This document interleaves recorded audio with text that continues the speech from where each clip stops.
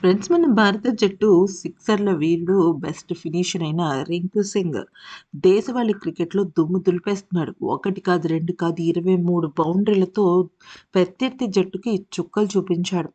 ఇక ఒక భారీ శతకం నమోదు చేసి రికార్డులన్నిటిని తారుమారు చేశాడు. ప్రతిష్టాత్మకమైన దేశవాళీ టోర్నీ రంజీ ట్రోఫీలో team India hitting sensation Rinku Singh దుమ్ము రేపుతున్నాడు. సుదీర్ఘ ఫార్మాట్‌లో కూడా తనదైన బ్యాటింగ్‌తో శతకాల మూత మోగించేస్తున్నాడు.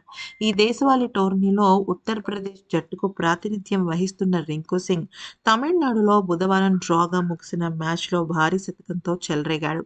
247 బంతులాడిన రింకు సింగ్ 17 ఫోర్లు, 6 సిక్సులతో 176 పరుగుల భారీ స్కోర్ చేశాడు. త్రుటిలో డబుల్ సెంచరీని చేజార్చుకున్నాడు. దాంతో ఈ మ్యాచ్లో ఉత్తరప్రదేశ్ తొలి ఇన్నింగ్స్లో 145.1 ఓవర్లలో 460 పరుగుల భారీ స్కోర్ చేసింది. 5 పరుగుల లోటుతో రెండో ఇన్నింగ్స్ ప్రారంభించిన తమిళనాడు ఆఖరి రోజు ఆట ముగిసే సమయానికి 2 వికెట్లకు 103 పరుగులు చేసింది. ఫలితం తేలే పరిస్థితి లేకపోవడంతో ఇరు జట్ల కెప్టెన్లు డ్రాకు అంగీకరించారు. దాంతో నిర్ణీత సమయం కంటే ముందే ఈ మ్యాచ్ ముగిసింది. ఈ మ్యాచ్లో ముందుగా బ్యాటింగ్ చేసిన తమిళనాడు 455 పరుగుల భారీ స్కోర్ను చేసింది.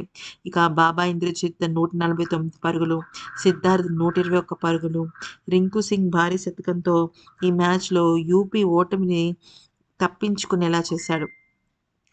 ఈ వీడియో గనుక నచ్చితే లైక్ చేసి సబ్స్క్రైబ్ చేసుకోండి.